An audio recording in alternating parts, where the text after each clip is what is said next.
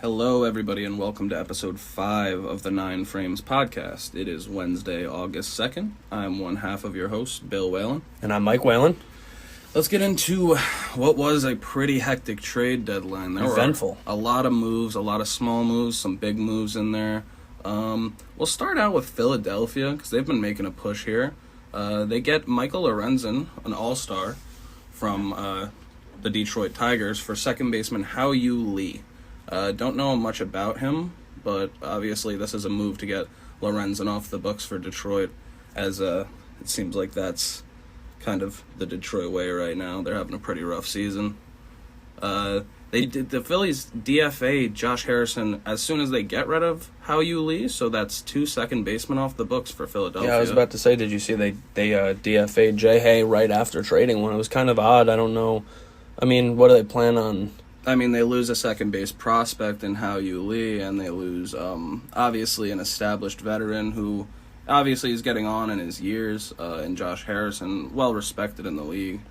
Their second base options... I mean, they've been playing Stott there with Turner at short, so I guess it doesn't matter as much. They do like Bryson Stott, that's right. Yeah. Right. Yeah, they'll be okay there. I mean, we'll talk about it a little bit later with another trade that happened, but with Gene Segura possibly being on the market, maybe a little reunion there. Could be. As a backup. Yeah. Best of luck to Josh Harrison as well. Absolutely. Philadelphia stays hot on the market. They get Pittsburgh shortstop Rodolfo Castro, which is a decent contact bat and a good glove as well for left-hand pitcher Bailey Falter. Then, I don't know if you also saw, Bo Bichette tweaked his knee. I did, yeah, unfortunate. Toronto jumps right into the market. They go and get shortstop Paul DeJong and cash from the Cardinals for right-handed pitcher Matt Svanson. Yeah, I mean, Paul DeJong's been around for a while. He's a veteran bat, and he's going to be solid for them, I think, to fill in for Bichette until he's back. I haven't heard about the seriousness of Bichette. It doesn't look like it's too serious. All right, so maybe hold him over for a week or so and get Bichette back out there. He'd also be a good bench option, and he could play more than just short. Yeah, most definitely. Yeah, second and third as well. Moving along to the NL East now, Atlanta gets their hands on left-hand pitcher Brad Hand for right-hand pitcher Alec Barger, one or the other. Brad Hand does become the first player ever to play for every franchise in the NL East. Absolutely absurd. Crazy stuff, actually. I remember him as a Met last year, 2 years ago, was it? Definitely. He's been around. Not a lot of people liked him. Mm-hmm. The Orioles make their move. They strike. The move they needed to make. They get right-handed pitcher Jack Flaherty. The Cardinals blowing it up, it seems like. Well, we thought they would. Definitely. They give up second base prospect Cesar Prieto, left-hand pitcher Drew Rom, and right-handed pitcher Zach Showalter. Yeah, I mean, I think this is the move a team like the Orioles needed to make. They need a pitcher. Flaherty is capable of being a top-of-the-rotation guy. We don't know if he really will. Going forward for them, and they do have a couple decent pitchers there as well that have been stepping up, like Wells and Dean Kramer and them, Grayson Rodriguez. Yeah, the thing about Flaherty is that he really has struggled recently. Yeah, that's the thing. He's the capability to be a top of the rotation arm, but he hasn't been this season. His that 2019, even the 2021 he had where he went he had a 3.22. He only pitched 17 games that year, but. He was good. He can be that guy still. Yeah, I think this is a good move for both teams in conclusion because it didn't make sense for the Cardinals to hold on to him anymore, and it made sense for the Orioles to get their guy here. Yeah, first place team needs to make a move for a starter. They go and get a starter.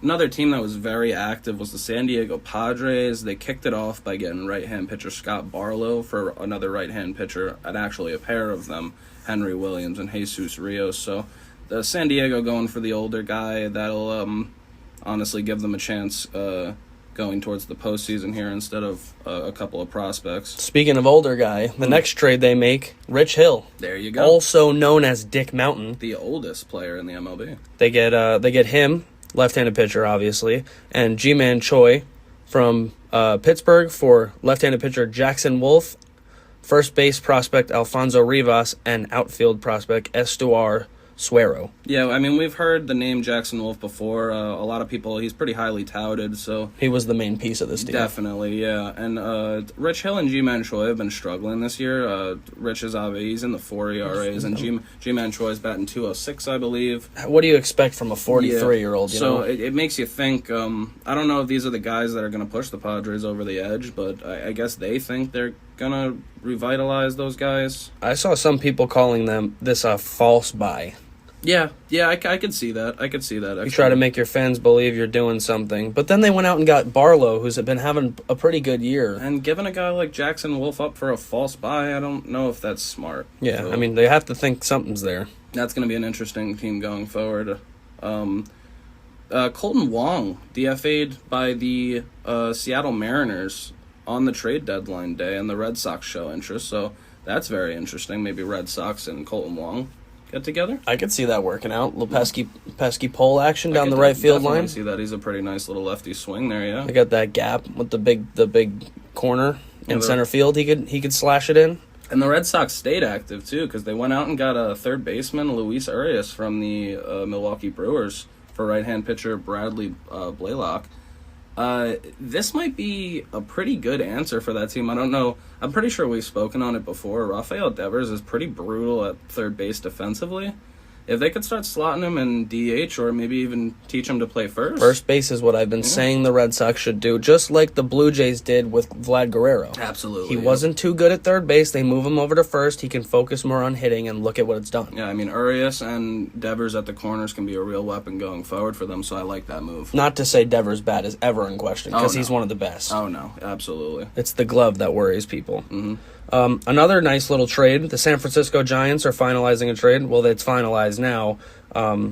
For outfielder A.J. Pollock from the Mariners and utility man Mark Mathias. So they go and they get the veteran bat and Pollock, nice little outfielder. That'll help them out. They've had a banged-up outfield for pretty much the whole year. So Pollock is always pretty solid defensively. That's a big outfield to handle in San Francisco. So he's got a task set out for him. Those are the small. What was that? Keeping it in the NL West, actually. There's a couple more, 2 more. Okay. The Dodgers get Ryan Yarbrough from the Royals for first base Devin Mann and shortstop Derlin Figueroa. Mm-hmm. And finally, the Reds are acquiring left-hander Sam Moll from the Oakland Athletics for right-hander Joe Boyle. Yeah, a couple of small moves. A little disappointed that Cincinnati didn't do more. We'll speak on that later, though. Talking about the actual action from the last couple of days, because obviously the trades are the more interesting thing. We see Randall Grichuk goes back and has a reunion with the Angels, gets a homer in his first game back. Awesome. Noah Syndergaard with his new team is solid against the Houston Astros, who are obviously a tough lineup. Very tough lineup. He goes 5 1/3 strong, gives up 1 earned with not a single strikeout. Defense doing work behind him. I mean, you're going 5 1/3 inning and not getting a strikeout in the 2023 game. Pretty wild. Against the Astros. A huge split. Cincinnati dominates the first game against Chicago, and Chicago dominates the second game against Cincinnati. Not a lot of push and shove on that. That's a very back and forth matchup between those two teams. Yeah, we were talking about it. I said the Cubs were going to win 3 or 4, and you said that they were just going to split. I really see them splitting, and that's what I'm saying. They're a very even matchup, unlike Cincinnati and Milwaukee. You're halfway there. Mm-hmm. And lastly, Philadelphia takes the first 2 games versus Miami. Both of these teams were active on the deadline to try to make their push. That gives Philadelphia the second wild card spot in the NL, and Miami a game out. Bumps them up to second, too, over Miami by a game and a half. Absolute massive series, and Philadelphia takes control of it. This is the same team that took 2 out of 3 from the Orioles last week. Now we'll get into the good stuff. Mm-hmm. And oh, how big it was with us seeing the roster that was labeled as the most expensive in baseball history. The New York Mets, they wave the white flag. They trade their 2 aces. Unheard of. And their all-star caliber closer with, other players mixed in there as well. They got rid of 6 or 7 guys in the last 48 hours? Yeah, looks like it. A lot of guys that were on the Major League roster obviously just headed out. A lot of young guys getting the chance for the rest of the year and looking forward. Obviously, the Scherzer deal a couple days ago over to the Rangers for Luis Angel Acuna.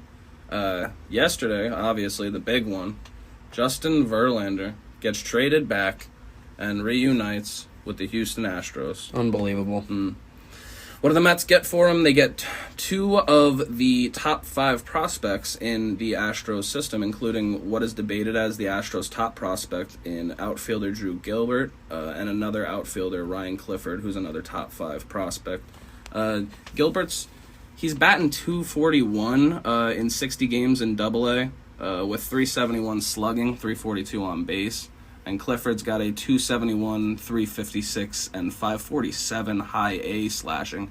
Clifford's a good power bat. He's got 16 bombs in 58 games at high A. I don't know if you've seen, but it's because Clifford was an 11th round pick, and he was still just coming out of high school. Gilbert went to college. He did his whole thing, and he got drafted out of college as a first-round pick. So that's why he's so highly rated. They were saying that Clifford is arguably the better of the 2 prospects, and he was about to make the jump to the Astros' number 2 prospect. So technically, the Mets get the Astros' number 1 and number 2 prospect back for Justin Verlander. So you can't really complain too much. Right. A lot of the scouting on Gilbert is his glove, and that he'll end up being a good glove. Hopefully his bat plays decent. And yeah, Clifford is just, in the last year, really impressed people with his pop. And so they moved Verlander for him. Verlander was 6-5. He got his numbers down to a 3.15 ERA and a 1.14 WHIP. That was in 94 1/3 innings, obviously because of the early injury. And that'll always go down in history. Justin Verlander's 250th career win was with the New York Mets. It was his last start. Yep, over the Nationals. That is true. What are your thoughts on the move? Yeah, I mean, I get it. We saw Max Scherzer come out after and have a press conference where he said... Spilled all the beans. Yeah, he said the Mets are aiming for 2025 at the earliest to be competitive and 2026 at the latest. He said it seems more likely. Yeah. More likely at 2026. So if that's true, why would you keep paying Verlander and Scherzer for the 2 years that you don't even think you're going to be competitive? It would be just a waste. So you get the money off the books and you buy prospects a lot. Now, you could either flip these guys or spend money on the market for pitching and try to go with young position players. So I don't hate the move at all for either of these teams. I agree. I think it's a good move for the Mets. I think, actually, it hurts short term, definitely. Yeah, I think both of the deals do. I think the rest of the year for the Mets might be a little bit brutal. Yeah, obviously, looking at last game. Depending on... Forget about it. Depending on what they do in the offseason... I mean, you can only go off of what Billy Epler said and what we've heard. He said yesterday in his press conference before the game that they plan on fielding a competitive team next year. The only difference is they won't have the same preseason odds as 22 and 23 because they won't be as built on paper. You almost prefer that. That's a little bit less pressure on the That's guys. what they were saying, is that now these guys don't have to show up to work every day thinking it's World Series or bust. Yeah. You can just go out and play baseball. Yeah, we'll see what they actually field for next year, but that'll be very interesting because obviously that's an owner willing and able to buy in the market. So, and the Astros, I mean, they get their guy back. Yeah, good move for them. You can't fault them. That pitching rotation is absolutely filthy now. It's him, Christian Javier, Framber Valdez, who threw a no-hitter last night. We were touching on morale last episode. How does that do for the Astros morale? Absolutely. They love this guy. They love it. This is a front office move almost. Not even a baseball statistical move per se. This is just they love the guy, they want him back, and they got him. So don't let prospects stand in your way of getting your guy back. The Astros do now have the worst system in Major League Baseball, though, in terms of prospects. But, I mean, sometimes you see your guy out there and you can't be outbid, and the Astros wouldn't be outbid for their guy. They'll make another run to run it back and try to repeat now. What are they, only a half game out? Half game behind the Rangers? My opinions on the division may have changed just with that trade right there. The Mets kind of just made them go against each other. Like, you have Scherzer, you have Verlander, now fight. Very true, very true. Moving along, Mark Canha gets moved with cash over to Milwaukee for right-hand pitcher Justin Jarvis. He's got a 3.33 and 14 Double-A starts, and then he moved up to Triple-A and had 3 starts with a 10.80 ERA. That's too small of a sample size. And he's too young as well. Obviously, they're going to try to get what they can out of Justin Jarvis.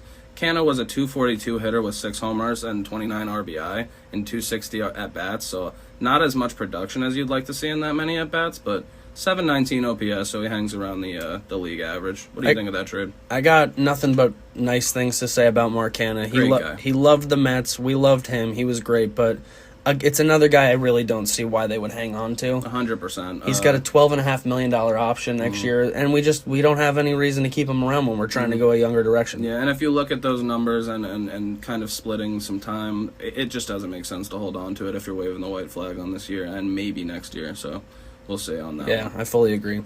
A nice little move that I'm happy about. Dominic Leone gets shipped out to the Angels along with some cash for Jeremiah Jackson, young prospect. Yeah, shortstop. 17, right? Or was that the one with Pham? That was the Pham. Okay, We'll touch on that. This is the guy that Billy Epler drafted. Yes. Yeah, okay. Drafted for the Angels. Yeah, and now he's got him back. Now he's got him back. He's hitting 248 with a 321 on base and a 447 slugging in 82 Double-A games. I mean, you take what you get for a guy like Dominic Leone. Yeah, I mean, if you're the Mets, Dominic Leone, if you look at his baseball reference page, has had some insane seasons. Oh, yeah, he used to be. Low 2s, 1.53s and stuff you're seeing. I remember him back on the the Mariners. He was a nice little pitcher. This season, he threw 30 and 2/3 innings pitched to a 4.40 ERA and a 1.24 WHIP. So if you can get a nice shortstop prospect for him, even if you could flip Jeremiah Jackson, whatever you could do, get a guy for Leone and get some money off the books, even more. Yeah, there's a pretty much a guarantee everybody that they're trading for won't make it on their roster. They might get moved again. I mean, you never know what happens, but yeah. You're getting a prospect for a guy that you signed in mid-season, right, and really has not been that good. No, they're taking a chance on a prospect and they're getting money off the books, so I can't fault either team for this move. The last move that the Mets made during this absolute explosion was Tommy Pham and some more cash. So they keep taking a bit of the contract. Paying for prospects. For another shortstop in D-backs Jeremy Rodriguez. Now, this is the 17-year-old. He will report to the Mets rookie affiliate. Pham it's pretty interesting, actually. He had 231 at-bats. If you remember the Canna numbers I read there, 6 homers and 29 RBI. In 231 at-bats, 30 less at-bats, we got a 268 average for Pham, 10 homers and 36 RBI, along with 11 stolen bases. The OPS is up to 820 for him, so he's just a productive MLB player. He was one of the lone bright spots for the Mets this year, honestly. And you got to think why Milwaukee didn't try to get him instead. Or somebody like the Twins or the Yankees. Yeah, I mean, this guy's a good MLB outfielder, and he's getting paid $6 million. $6 million. Yeah, I mean, he's had a really good season this year, and it's nice to see him go to a team that has a chance, honestly. He's worth every dollar in this market. To give my final thoughts on the Mets deadline, I do think it was a really good one because you set yourself up for the future, and if you thought you weren't going to compete for this year and maybe next year, I think this is the perfect way to go about it.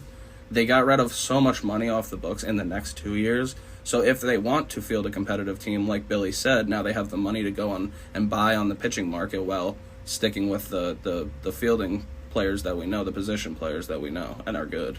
Yeah, my final thoughts are that I think I don't know how other people are seeing it, but in my opinion, what it looks like the Mets are doing is they're stacking up their hitting prospects, and they're going to let them develop and try to come up and be the cheap option, and they're going to put their money into bullpen, starting pitching. I mean, there are some good starting pitchers coming up as free agents. Right, definitely. With money available. You got Julio Urias.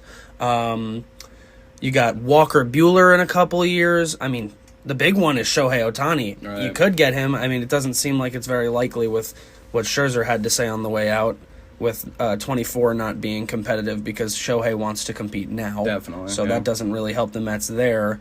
But, I mean, the 2024 and 25 pitching classes are good, and you can always get good relievers in between. And they will have Edwin Diaz coming back next year. Yep. This is a Mets team that now has all of the money in the world, like they already had, cleared some money off the books to spend in general, and they got a bunch of prospects that maybe they like. And if you also want my opinion, I think hanging on to guys like Quintana was smart, Raley was smart. I wouldn't have really minded if they got rid of Ottavino. No, they could have, yeah. It wouldn't have mattered too much to me, but I think holding on to guys like Quintana and Raley show that maybe Scherzer was blowing up the quote a little bit, and they are still going to try to field something, because why would you hang on to people that you won't have in 2025 if you're not going to compete in 24? Right. Or at least try. Yeah. I think they handled it decent, and I think it'll be interesting to see that team going forward in the next couple of years. I agree. Sticking with Arizona and the Snakes, they were pretty active yesterday for a middling team trying to get in right now, so they definitely went for the bye. Couple nice deals. Yeah, definitely. Arizona, they received a right-hand pitcher, a closer, for the most part, Paul Sewald from Seattle. I think he will be their closer. He's been one of the better closers this year. He's solid, man. He's up there in saves. Good stuff, yeah. They got, or at least, Seattle sent over Sewald for second baseman Josh Rojas, right fielder Dominic Canzone, and shortstop Ryan Bliss. What do you think of that deal in general? I think that's a move that for right now is what both teams need. The Diamondbacks need bullpen help, and they just got the guy that has what does he have? 20 plus saves already. I mean, you get a closer that's got 20 plus saves, and then the Diamondback or the Mariners get Josh Rojas and Dominic Canzone, who are both already major leaguers. Yeah, Josh Rojas, a solid bat. So they're going to help out now, and then they got a shortstop prospect in Ryan Bliss. I think it's a good move for both, honestly. I don't hate the deal for either side. I do think it kind of... I'm not sure about Sewald's contract, if he has control. So, I mean, if he does, then maybe it wouldn't be that great of a move for Seattle. But if this is a rental, then that was a great move for Seattle. I think...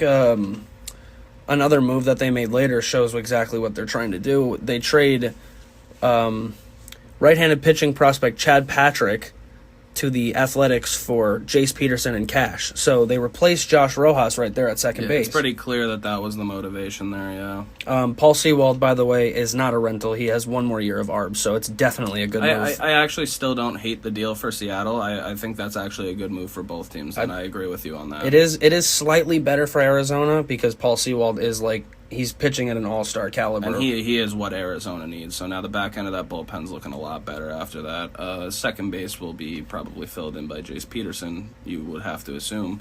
And maybe Chad Patrick does decent work in Oakland. They could use some help. Yeah, I mean, you never know. And then the final trade that the Snakes make is they send away Andrew Chafin for some reason for...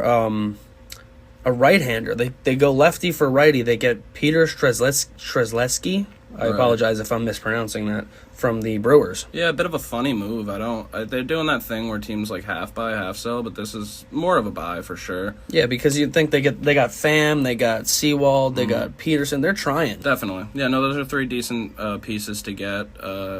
And I think it'll help them push for the postseason. I could see them being a wild card team. That race is tough. The Brewers are also pushing, and getting somebody like Chafin is good. Yeah, they got Chafin and Canna. That's a nice left-hander. Mm-hmm. Yeah, they got a couple pieces as well. Canna can play first and third, like we were saying. I mean, that adds versatility. Yeah, so Arizona stays active, Milwaukee stays active. We'll see how they compete for the NL wild card.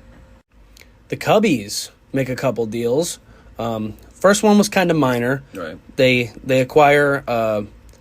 right-handed pitcher Jose Cuas from Kansas City for outfielder Nelson Velasquez. Yeah, I don't know much about Cuas. I know Velasquez is a decent fielder, not much of a contact bat. He kind of seems of a quad A guy. Yeah, he's been up for a couple years back and forth. I've heard his name before. I don't know too much about him either, but it's like I said, a nice minor deal. Cubs head scratcher, they DFA Trey Mancini. Yeah, definitely a head scratcher. I mean, you'd think you'd want to keep the guy on the team as you make a push. I like the guy a lot too. I know a lot of people like him in the clubhouse. He's well liked. He hasn't really been awful either. I mean, the OPS is a little low at a 635. To be fair, he's got 235 at bats, only 4 home runs and 28 RBI. So his numbers are lower and less productive than Mark Canha in 70 more at bats. So I mean, okay. Yeah, I mean, I was thinking more of it as like it's questionable because of like a morality thing, and like that's like you got to think Mancini's a good clubhouse guy with everything he's gone through. I was definitely just saying he's a guy that is well liked in the clubhouse, and he's a vet too. Definitely, everybody's a friend. Yeah, the statistical side of the deal, it makes sense. He really wasn't helping out too much. I think Trey Mancini will find a new team and maybe even reclaim like how he used to play, be a solid bat again. I mean, he won the World Series last year. Yeah. I mean, he was a member of that team. Yeah. Very true. Very true. But I think what they were doing maybe is I don't really know if this guy can play first, but they received Jeimer Candelario and cash from the Nationals for left-handed pitcher DJ Herz and shortstop Kevin Made. So I don't know, maybe they'll try to move. Can't say that I've seen Candelario play first, so I don't know if he really can, but it is a position that a lot of third basemen can transition over to. So if he practices on it, I don't see why he couldn't fill in there. That being said, like that's a decent deal. Do you have like overall opinions on the Cubs' full deadline there though? I think it was good because there you go. I was just looking at from last night. Jeimer Candelario was playing first base for the Cubs. Well, there you go. No, he called it. He was playing first base and he went 4 for 5 with 2 runs scored. Okay, well, so that's exactly what they're doing. They were replacing Mancini, who's been struggling, with somebody who is going to play first that usually didn't. I think Wisdom can play first too anyway. If it came down to it, he definitely can. That deal looks good. Yeah, it's a good deal, and I mean, Candelario's having a hell of a year. He was an All-Star, right? I think for the Nationals. Was he the Nationals All-Star? I believe he was the Nationals All-Star. He's been good. What I want to say is I think we disagree on this. I think the Cubs definitely could have done more. I think they definitely could have added some better pieces here because pieces are flying off the shelf and not on their team, you know? Well, the thing is about the Cubs is that they're in the middle. That's what I was trying to say on the previous episodes, is that I don't know how hard they're going to go in the trade market because they don't know if they can really go that far. They're still sitting at 54 and 53 and 4 games out of the division. Absolutely dominated the Reds last night, and they're looking good. They have been since the break. They also just might be confident in their roster. Yeah, maybe they think the guys that they have are the guys that they should run it with, and honestly, I commend that if that's the case. Everyone was saying, it's guaranteed that Marcus Stroman's going to get traded, and he did not. Nope. He stayed put. Same with Cody Bellinger. Fair enough. So maybe they're just going to try to build. Yeah, fair enough. Taking it on over to the Miami Marlins. They actually make an acquisition before the deadline even kicks. On the 31st, they activate Jazz Chisholm from the 10-day, so Jazz Chisholm will be hitting the field soon. They get their center fielder back for some reason? Yeah. He's still in center field? I think they're going to keep rolling with that, too, so he'll stay in center. I don't know if they will, and I'll tell you why. I'll tell you why in a minute. So we see a couple trades from the Marlins. Firstly, and what I'm talking about is they trade for Josh Bell from Cleveland, and they trade Gene Segura away, who is listed as a shortstop, but he's been playing second and third, and then they also traded shortstop prospect Khalil Watson. Oh yeah, Gene Segura is partially the reason Jazz went out there. I think he's the biggest reason Jazz went out there. it was him and Arise is the problem. Yeah.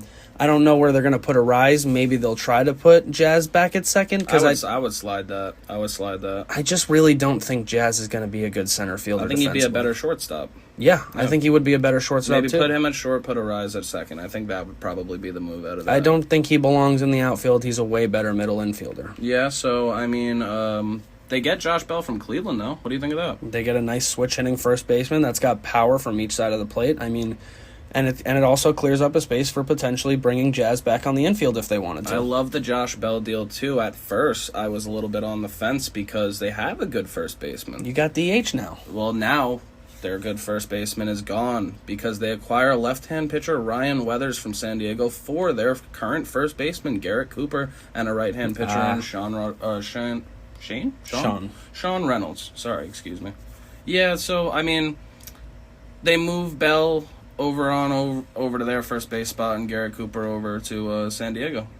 That's interesting. I actually completely forgot about the Garrett Cooper deal. Well, a lot of shifting there. Shortstop Gene Segura gets moved. Jazz might be moving into his spot. and then Bell comes over for Cooper. I mean, another thing to consider, another trade that the Marlins make, they call up the White Sox and they grab the guy who has the second most home runs in the American League, Jake Berger, to play third base, and they give up left-handed pitching prospect Jake Eater. Yeah, so the eater of burgers. I mean, I saw I saw Marlins fans that were a little bit upset about this because Jake Eater's supposed to be a nice prospect, but Jake Berger, I mean, the average is low, but like I just said, the second most home runs in the American League. I mean, the guy's he's got power. Still in the 220s, so not terrible. I mean, what do the Marlins lack? Yeah, power, exactly. And what did they just add? There you go, power at third. And what, first base? Yeah, power at third and for very good. They've only added power. Actually, new corners, completely new. Yeah, so that's so interesting. Maybe the Marlins heard people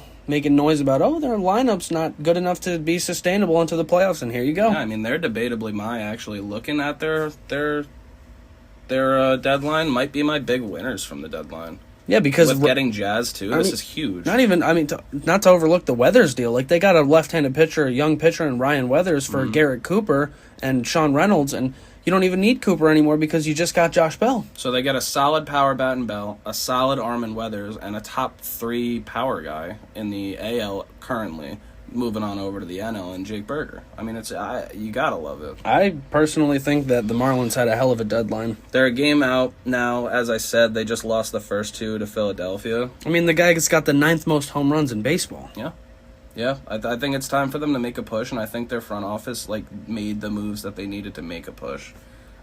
Super interesting, just before we finish off this topic, because we didn't mention it, Cleveland just decided to cut Gene Segura. Yeah, they did just decide to waive him. I don't really know why they would waive him. They owe him the salary from this year, $8.5 million from next year, and a $2.5 million buyout for 25. So that's the biggest head scratcher of the whole deadline. Cleveland gets a guy that they can try to intricate into their lineup when they're trying to make a push and pass the Twins. Yeah, I saw Guards fans confused about it too. They just let him go. Yeah, weird. But also I also saw on the other side of the coin that they were like, why would we keep him? Maybe I don't know the Guardians and their system and who's coming up. Maybe somewhere. Maybe they're moving Jimenez back to short now. Yeah, but with the DH and everything, I mean, you got shortstop to play him, second base to play him, DH. Maybe he could play third for you. That guy's not worth having on the team at all. You're just going to pay him a bunch of money to go away. I mean, for a team that's still only... They're on the race. 2 games out of first place. I don't really. How do you get rid of Gene? And that's a team that's trading away Josh Bell too. Yeah, it's what the Guardians do. They never know. They play the middle ground. They try to get their prospects. This is worse than the middle ground. To be 2 games back and you trade away a talented player for another talented player and then cut the talented player and keep the prospect. Yeah, they essentially just traded Josh Bell for Khalil Watson, and they also have to pay. A bunch of money. Yeah, they got to pay him anyway. So Gene Segura gets the bag. I'm sure he'll find a new team because he is talented for sure. Big loss for Cleveland at the deadline, in my opinion, here, and a big win for Miami. What about you? Yeah, I'm always rooting for a guy like Segura, so he'll find a spot for sure. He's still got gas in the tank. Mm-hmm. Miami is the big winner of the conversation we've just had. Yeah. Cleveland, kind of a head scratcher, but it's not the first time. No, just another disappointing deadline for them. And finally, a very good one for Miami. You don't see too often for them being that aggressive. Love to see it. It's been a while since they've been aggressive at the deadline and got some solid players back. See if they get hot. Moving on over to the American League briefly, we see the first-place Texas Rangers, who previously, earlier in the week, made their big deals for both Max Scherzer and Jordan Montgomery. Good deals there. To anchor their rotation.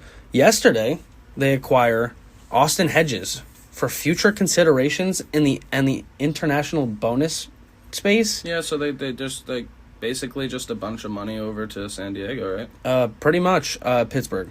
Oh, Pittsburgh, excuse me. Yeah.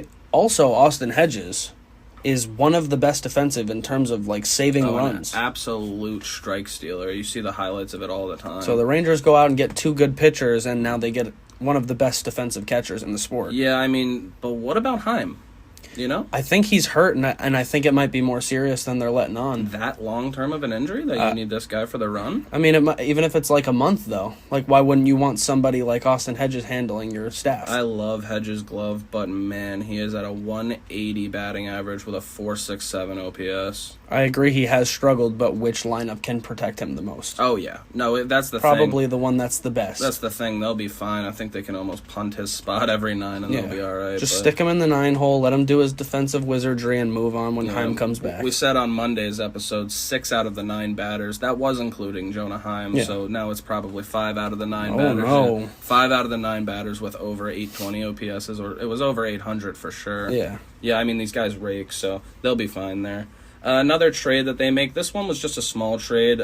Former top prospect Spencer Howard gets traded to the Yankees for some cash.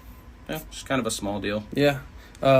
Guess Texas just felt they didn't need him, and I guess the Yankees felt they did. So what are your overall thoughts on the Rangers? Yeah, it's because they did a lot of their deadline, quote unquote, moves not on the deadline. They did them earlier, but the deadline overall is an absolute win for them, especially if Heim's injury is more serious. Now they added a top pitcher in Scherzer if he gets back to what he was. What can be a top pitcher in Montgomery, probably more of a 3 or 4. Regardless, he's a pretty good 3 or 4. And they get some cash for Spencer Howard, who they weren't going to use anyway, and then they fill in the spot with Hedges. You can't hate it. No, I agree. I think they did what a first-place team does. They went out and got an ace. I mean, Scherzer, he hasn't really looked that good, but he is Max Scherzer. Yeah, it's been pretty brutal, though, because I've been a strong proponent of the Rangers throughout this little run here. But after the deadline, I do feel better about the Astros' chances for once. I've been picking the Rangers for a while now, but wow. Yeah, that clubhouse feels like they are together as a unit, and they are ready to make a run. Yeah, I mean, the Rangers do too, but that Verlander trade like we said, has to boost the morale of that clubhouse. I hope these two teams match up in the playoffs, the Silver Boot. Yeah, that would be an insane series. Verlander versus Scherzer. Game 1. Imagine they run them both Game 2, though. It's like Framby and it would probably be Scherzer first. I mean, unless Evaldi, and DeGrom's not going to be back, so it'll probably be Scherzer's going to be going Game 1. Run Scherzer DeGrom. They're going to send Verlander Game 1. Run Scherzer Verlander and make everybody happy in Game 1 of the playoffs. That would be awesome. If the Astros are in the playoffs, they're going Verlander Game 1. Yeah. So at the end of the day, I think the Rangers and the Astros both had good deadlines for sure. I think the Astros had slightly a better one. I think it gives them the edge in the division, like a lot of people thought they had anyway. We'll see. Fair enough. The Tampa Bay Rays over in the AL East, they kind of have an under-the-radar, is what I would call it, deadline here. They make some deals. The Rays get Aaron Savale, though, starting pitcher for first baseman Kyle Manzardo. Absolutely love that trade for the Rays. I do love that trade, too. Savale's a good 2 or 3 pitcher for sure to help out. He's been having a crazy year, and, I mean, Manzardo... Good power bat, right? Yeah. Again, though, like, what are the Guardians doing? Yep, that's another one. Why are they trading away a guy when they need... The Guardians are selling 2 games out, man. That's so sad. I guess there's your Josh Bell replacement, though. And we were right about the injury. They still didn't move. They didn't move Bieber. Manzardo, he's really not... I mean, they say he's supposed to be this big hitting prospect. He's got pop. He's got 35 home runs in his minor league career in just 179 games. So that's pretty impressive. He's got pop, but Savale has been having an incredible year, and I just don't really see why the Guardians do the things they do. Yeah, this one makes a little bit more sense than the Josh Bell trade to me, but it still really doesn't make much sense because if you're gonna make a run at the division this year, Aaron Savale needs to stay on your team. So it's so weird, bro, to be two games out of the playoffs and be like, nah, I don't think we could do it. Yeah, and then I mean, he's gonna be good for the Rays. God, if he was this good for the Guardians fans have to be fuming right now. Yeah, I feel for that team. They're trading so many talented players for no reason. 2 games out. That division is yours to go and take. And it's almost like they don't want to take it. Yeah, no, it's pretty crazy. It doesn't really seem like the Twins want to take it either. Well, being on the topic of the Guardians being embarrassed, they were the team that Framber Valdez no-hit last night. Yep, there you go. Good point. There you go. Point. Yeah, no, that's a rough day for Guards fans. Yeah, really, really Sorry, rough. Guys. Yesterday was not your friend. Sticking with the Rays, though. The Rays, they get right-hand pitchers Manuel Rodriguez and Adrian Sampson from the Cubs, and future considerations. That's for just one right-hand pitcher, Josh Roberson, and international signing money over to the Cubs. Not bad. It's a little minor deal. Yeah, I mean, I like Sampson. Fortify. I like Sampson. He's a solid righty. He's got a good, like, slow contact stuff. He gets the ball on the ground. Yeah. You know, the Rays have a good defense, so he should be fine over there. If there's a team that can help, like, make him become an even better pitcher, too. Yeah, the Rays are known for that. It's the Rays, yeah. We'll see what happens with Sampson and them. Speaking of another little minor move, they call up the White Sox and they bring in Luis Patino just for cash, so they basically just bought him. Right, yeah. Nice little bullpen arm. Lefties are valuable. Bullpen arms are valuable. So maybe they try to stretch him out. I know he used to. I think he was a starting pitching prospect, but then he became a reliever. I don't know if they need that now. They just got Savali. Yeah. Yeah, they should be fine. True. Yeah, so it was kind of it was an under the radar deadline for the Rays, but that Savali deal will help them out massively, and I think the other deals are good building blocks going forward. The most frustrating part about the trade deadline is when your team does nothing, or worse, when it tries to blow it up and just the moves are shitty. I don't know. It sucks. Yeah. So, like we said with Cleveland, they're 2 games out and they're trading away talented players for prospects or cash. Obviously, that's going to piss off some Guardians fans. Could be worse, though. Could be the Twins, who are sitting in first place, and they literally did nothing. Is that worse? Is that worse than the Guardians? Because the Guardians, I think they took some steps back. I guess it might not be worse because they're trading people away, but you don't know, because this Manzardo guy could come and just be an absolute beast. I'm looking at it, and it almost looks like the Twins sat there, and they're like, wow, this division is so pathetic, and the Guardians are still selling when they're 2 games out. Why would we even bother? Which is still sad because they're not making a World Series run with this roster. Yeah, I guess you're just content on just losing in the playoffs again. Because you get the division, you get playoff revenue. But that's not what it's about. No, you get playoff revenue from the fans coming in. They buy the playoff merch. It kind of is what it's about for a team like that. The Midwest team that's not really trying their hardest. I was always under the impression that it was about winning the World Series. It should be. That's the thing. Is it, though, always? Unfortunately not. Apparently, it appears it isn't. Yeah, so that's sad.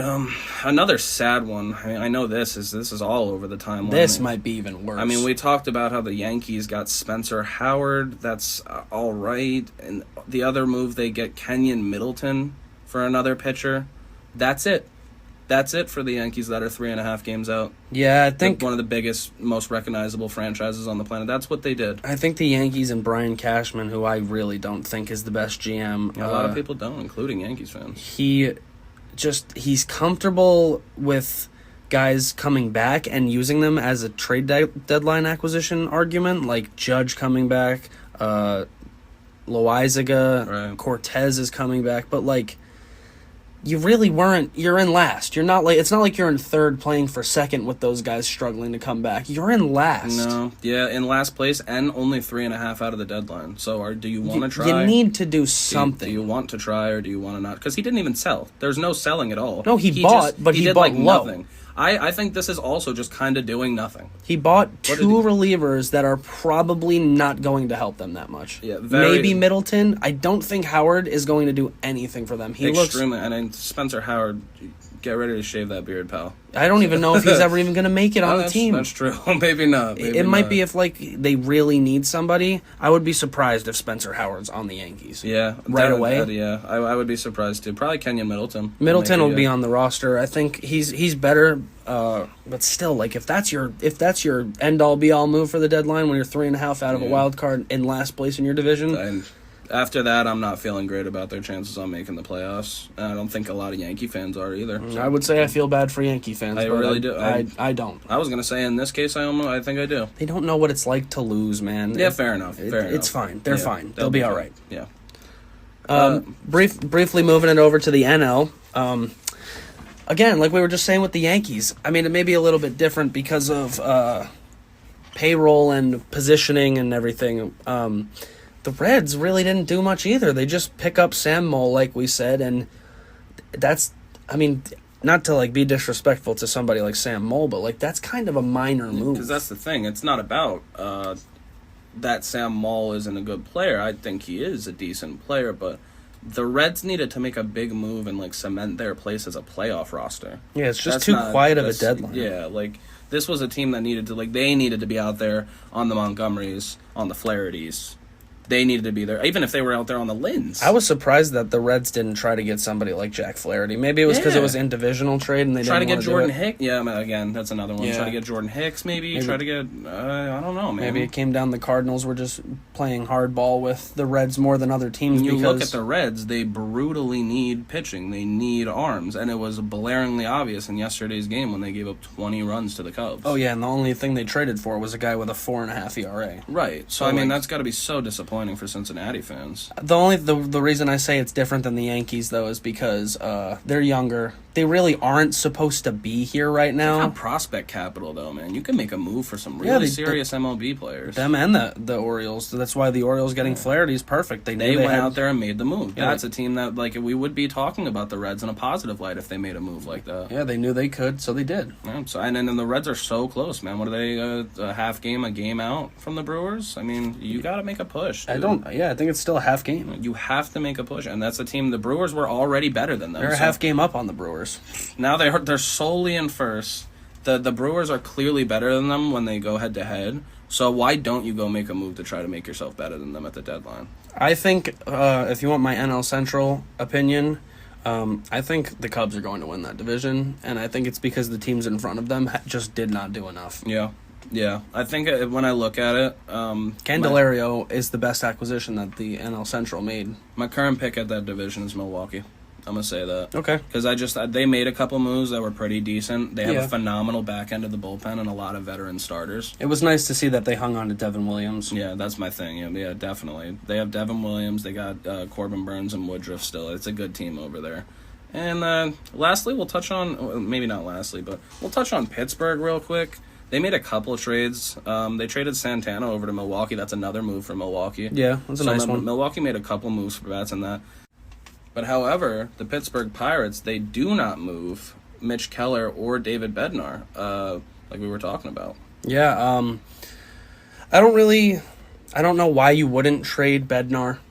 I think, like I said about relievers being more easily replaceable, I don't know why you wouldn't try to, because he's got, 3 years left, we said? We were talking about the contracts. Yeah, Keller has 1 more year of control after this, and Bednar has 2. Yeah, so it's 2.5 years of control. In my opinion, I think we actually disagree here. I think I was already saying it. I think we hold on to Bednar for the Pirates. Because of the extra year. Yeah, with 2 years of a guy that's that filthy. How many phenomenal closers are there in the game? I think you hold on to it and you try to build around it. Well, yeah. So, I mean, like you see, they traded Santana away. Santana's clearly older in age. I think Keller's 27, maybe 28 now. So, I mean, you hang on to your guys that are still kind of young. Bednar, I think, was the one that really needed to stay. So I don't mind Pittsburgh not making moves this deadline. Yeah, I don't really have too much of an opinion on them not moving them. I think it's whatever.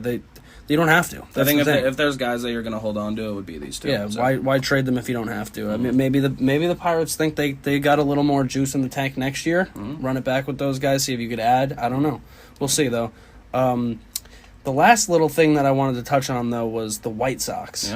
Yeah. Because they trade a bunch of players. Yeah, they make their smaller moves. Like the Jake Bergers and the Giolito. The Giolitos. Lance Lynn and Kelly. But they don't full sell. Mm-mm. They keep on... They hold on to their top guys, like Eloy and Robert and Cease. Crochet on the team, yeah. I thought maybe somebody would even try to make a play for Yasmani Grandal because he's in a contract year. Yeah, as a rental catcher. No one even wanted him. No. I think it was a little funny by the White Sox. They kind of started this like a week ago today. It was last Wednesday that they turned down all phone calls on Cease and then opened the phone lines back up by Friday. So. Yeah, I mean, apparently as of yesterday, they were getting aggressive and close to trading Cease to the Orioles. So it seems like an indecisive franchise right now, and unfortunately that deadline came up on them quick, and they weren't able to make the moves that they needed or wanted to if they did. That could be the worst thing you can be in baseball is indecisive. 100%. 100%. That's Especially why for a team that's just always been, or not always, but has been for so long mediocre, like 500 baseball mediocre always. Yeah, that's why as tough as the decisions may have been for the Mets brass, I respect them for drawing a line and cutting it and just going one Admitting way. you were wrong, admitting it didn't work, and moving on for the future. Yeah. That's how your organization can bounce back, and it doesn't have to be a 6 to 7 year rebuild like the Pirates are currently going through. And we're gonna see it. I think it might end up happening to the White Sox because now they're kind of in the middle where they're holding on to guys in the later years of their control instead of trading them away, and they're not getting any better. I mean, you're as 18. a roster, You're I don't- 18 games under 500. Like, you got. I don't know. Yeah, it seems like a big nothing burger, no pun intended, for the White Sox this deadline, and I don't think it's really going to help their franchise too much overall in the long run. I don't really think it will either. I would have hung on to Robert, but Cease, I feel like they could have got a lot for. Yeah, They were yeah. probably just asking for too much. I think it was an enormous package, is the way they worded it. Yeah, Well, and so other teams thought they couldn't. Fair enough. Why? I mean, teams aren't going to overpay for somebody like Dylan Cease, who we don't even really know if he can consistently be a top guy. Right. He is great, and he's been great in the past, but he's also looked shaky at other times. Yeah, my conclusion on it is if you really take a look at it, man, that was a brutal deadline for the AL Central. Basically everybody except for the Tigers and the Royals, they finally had a good little... I mean, even the Royals kind of sold off. Yeah, but like decent sells. Briefly before we wrap, I also want to say Erod turning down the Dodgers. Yep. That was crazy. There was a deal in Absolutely. place for Eduardo Rodriguez to get sent to the Dodgers, and he had a 10-team no-trade clause, and the Dodgers happened to be one of the teams on it, and he said no. Do you see why? He wanted to stay closer to his family on the East Coast. Yeah, that's what he said, but... I mean, who knows, man? I'm sure most of those 10 teams, if not all of those 10 teams, were Western. Yeah, probably. He probably just wants to stay on the East because he was a Boston guy in that. I mean, even Detroit might be a little far for him, Just but... fair enough. It is his right as a no-trade clause player to make that call, and I think he did it in the most respective way he could. So. But you could say that might have been tough for the Tigers because they could have got a nice prospect back for him. Shoot, it might have been tough for Erod. That could be a crazy move for his career. Yeah, I mean, I agree, though. The AL Central did not have a Not good deadline this year. Not at all. Pretty jarring stuff. Yeah, so, I mean, that was, again, another phenomenal Major League Baseball trade deadline. Very eventful, keep you on your toes. I mean, we saw a lot of teams go in a lot of different directions. I can't wait till next year. Yeah, me either. Thank you, everybody who listened and watched on YouTube and Spotify. This was episode 5 of the 9 Frames podcast. This is August 2nd, Wednesday. I am one half of your host, Bill Whalen. And I'm Mike Whalen. You can find 9 Frames podcast on Spotify at 9 Frames, YouTube at 9 Frames podcast, and Twitter at 9 Frames pod. We hope to see you on all of those socials. Thank you very much for all the support. We hope to see you in the next one, guys. Any like and subscription is greatly appreciated, everyone. Thanks to everyone who's already listening. We Yes. really do appreciate it. See you guys.